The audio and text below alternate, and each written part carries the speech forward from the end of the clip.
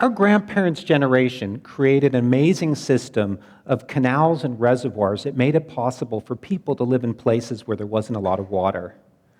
For example, during the Great Depression, they created the Hoover Dam, which in turn created Lake Mead and made it possible for the cities of Las Vegas and Phoenix and Los Angeles to provide water for people who lived in a really dry place.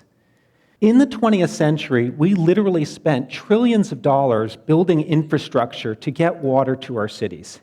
In terms of economic development, it was a great investment. But in the last decade, we've seen the combined effects of climate change, population growth, and competition for water resources threaten these vital lifelines in water resources. This figure shows you the change in the lake level of Lake Mead that happened in the last 15 years. You can see starting around the year 2000, the lake level started to drop. And it was dropping at such a rate that it would have left the drinking water intakes for Las Vegas high and dry. The city became so concerned about this that they recently constructed a new drinking water intake structure that they refer to as the third straw to pull water out of the greater depths of the lake. The challenges associated with providing water to a modern city are not restricted to the American Southwest. In the year 2007, the third largest city in Australia, Brisbane, came within 6 months of running out of water. A similar drama is playing out today in Sao Paulo, Brazil, where the main reservoir for the city has gone from being completely full in 2010 to being nearly empty today as the city approaches the 2016 Summer Olympics. For those of us who are fortunate enough to live in one of the world's great cities, we've never truly experienced the effects of a catastrophic drought.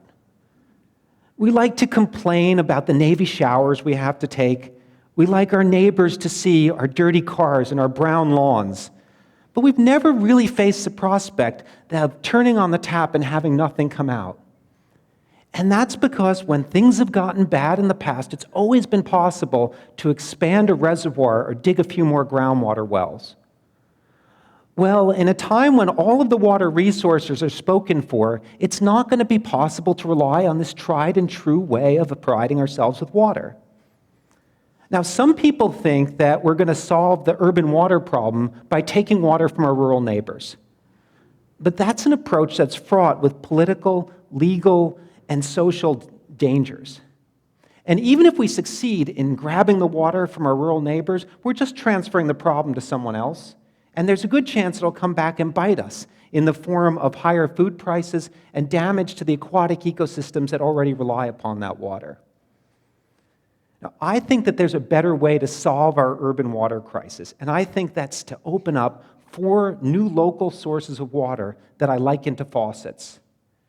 If we can make smart investments in these new sources of water in the coming years, we can solve our urban water problem and decrease the likelihood that we'll ever run across the effects of a catastrophic drought.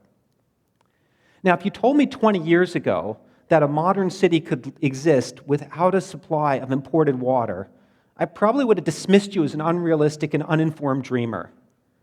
But my own experiences working with some of the world's most water-starved cities in the last decades have shown me that we have the technologies and the management skills to actually transition away from imported water. And that's what I want to tell you about tonight.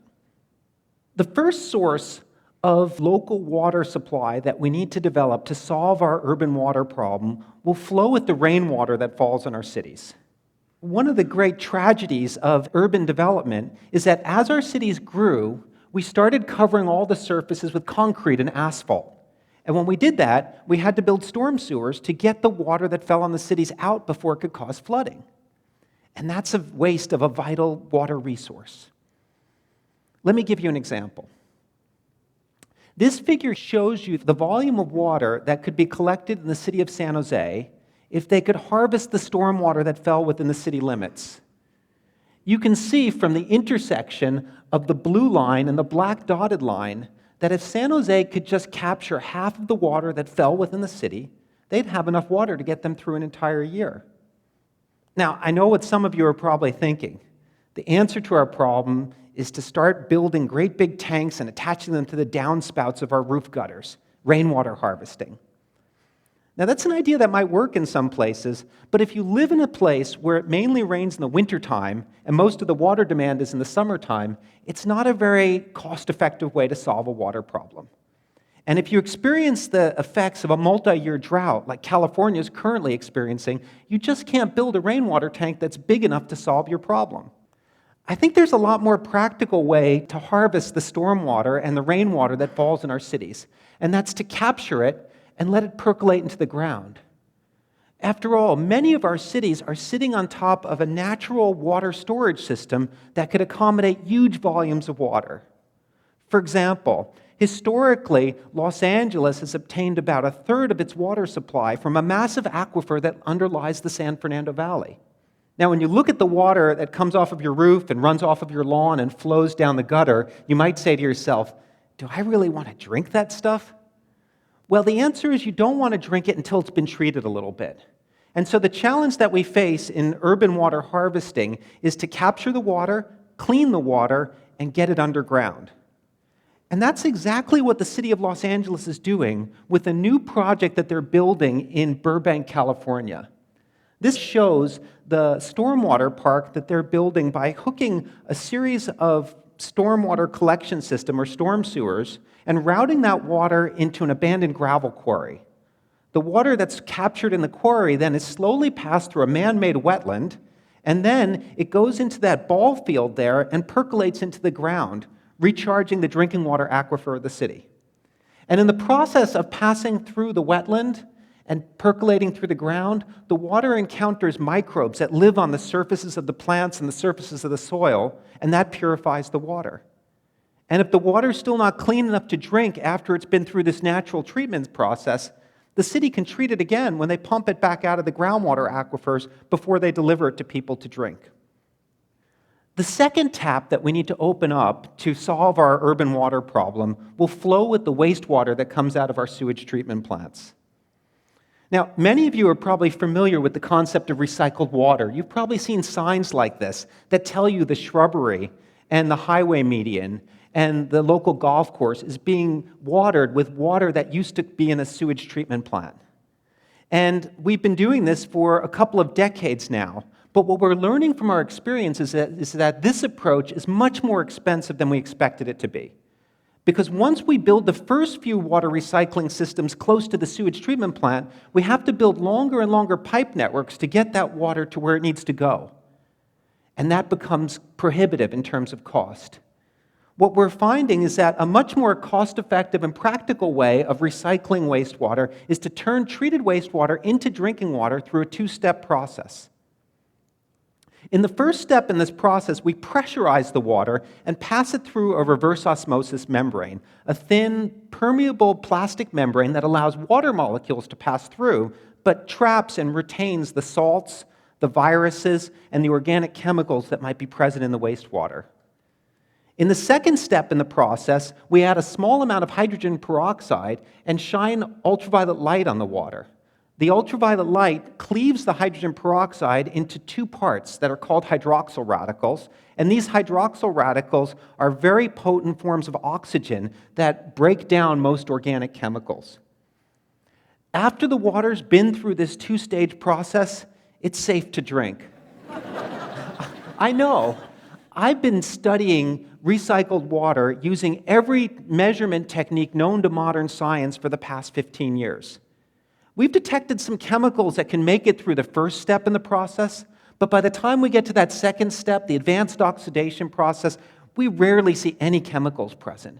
And that's in stark contrast to the taken-for-granted water supplies that we regularly drink all the time. There's another way we can recycle water. This is an engineered treatment wetland that we recently built on the Santa Ana River in Southern California. The treatment wetland receives water from a part of the Santa Ana River that in the summertime consists almost entirely of wastewater effluent from cities like Riverside and San Bernardino. The water comes into our treatment wetland, it's exposed to sunlight and algae, and those break down the organic chemicals, remove the nutrients, and inactivate the waterborne pathogens. The water gets put back in the Santa Ana River, it flows down to Anaheim, gets taken out at Anaheim and percolated into the ground, and becomes the drinking water of the city of Anaheim, completing the trip from the sewers of Riverside County to the drinking water supply of Orange County. Now, you might think that this idea of drinking wastewater is some sort of futuristic fantasy or not commonly done. Well, in California, we already recycle about 40 billion gallons a year of wastewater through the two-stage advanced treatment process I was telling you about. That's enough water to be the supply of about 1 million people if it were their sole water supply. The third tap that we need to open up will not be a tap at all. It'll be kind of a virtual tap. It'll be the water conservation that we managed to do. And the place where we need to think about water conservation is outdoors, because in California and other modern American cities, about half of our water use happens outdoors. In the current drought, we've seen that it's possible to have our lawns survive and our plants survive with about half as much water. So there's no need to start painting concrete green and putting in astroturf and buying cactuses.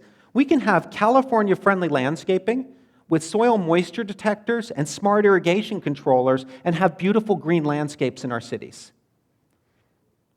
The fourth and final water tap that we need to open up to solve our urban water problem will flow with desalinated seawater. Now, I know what you probably heard people say about seawater desalination. It's a great thing to do if you have lots of oil, not a lot of water, and you don't care about climate change. Seawater desalination is energy intensive, no matter how you slice it. But that characterization of seawater desalination as being a non-starter is hopelessly out of date. We've made tremendous progress in seawater desalination in the past 2 decades. This picture shows you the largest seawater desalination plant in the Western Hemisphere that's currently being built north of San Diego.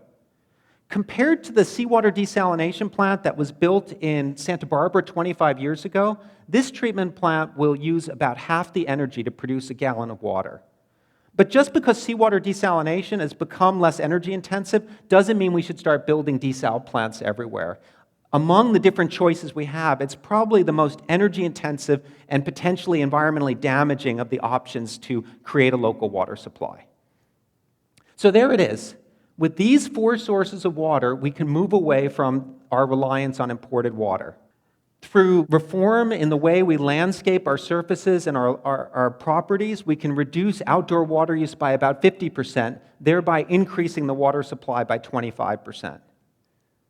We can rely on water reuse. We can recycle the water that makes it into the sewer, thereby increasing our water supply by 40%.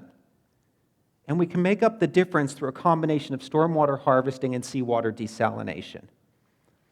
Now, building a new water system that relies upon local sources won't be easy. But this is exactly the kind of challenge that our grandparents' generation took on and succeeded in, that allowed us to develop our cities in the 20th century. So, let's create a water supply that will be able to withstand any of the challenge that climate change throws at us in the coming years. Let's create a water supply that uses local sources and leaves more water in the environment for fish and for food. Let's create a water system that's consistent with our environmental values. And let's do it for our children and our grandchildren, and let's tell them that this is the system that they have to take care of in the future, because it's our last chance to create a new kind of water system. Thank you very much for your attention.